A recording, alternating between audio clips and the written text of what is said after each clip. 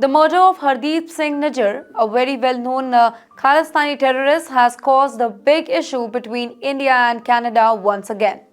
So recently, there were some confusing reports that the 4 people accused of killing Nijjar had been given bail. But Canadian officials have made it very clear that these reports are actually wrong.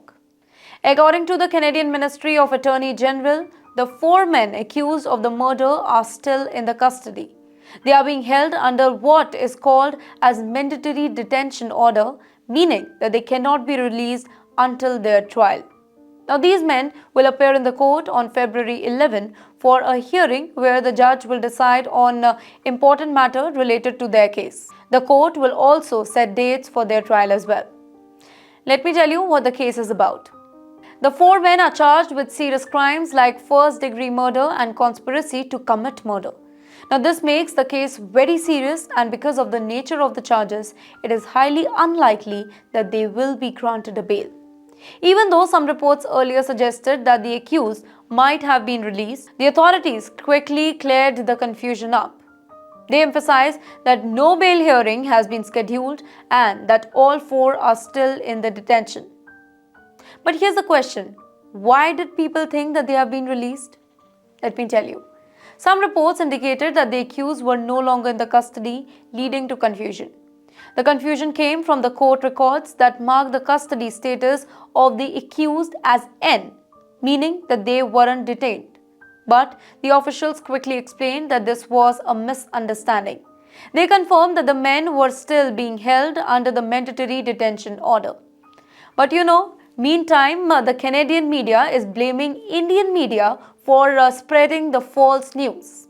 Several Canadian media outlets have accused Indian media of spreading false information, when in reality it is the Canadian court and the authorities which are in confusion.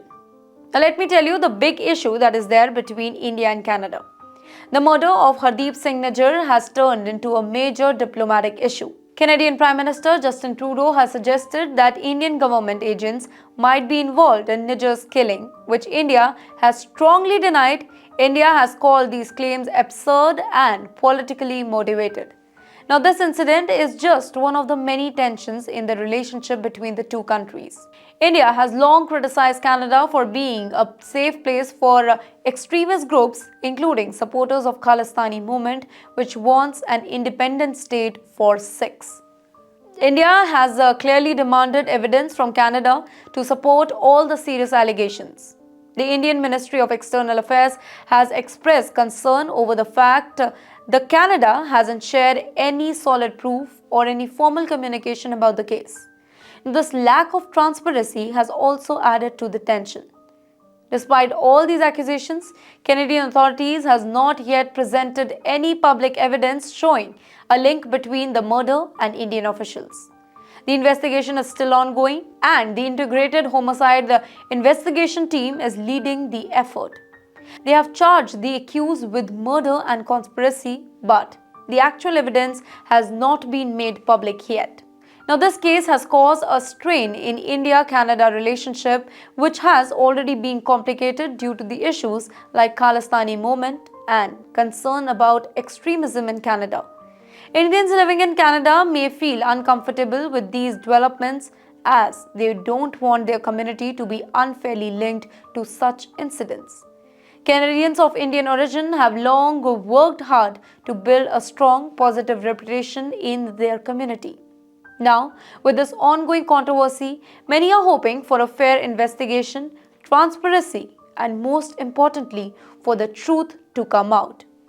As the case continues, all eyes will be on both Canadian and Indian officials just to see how the situation will develop.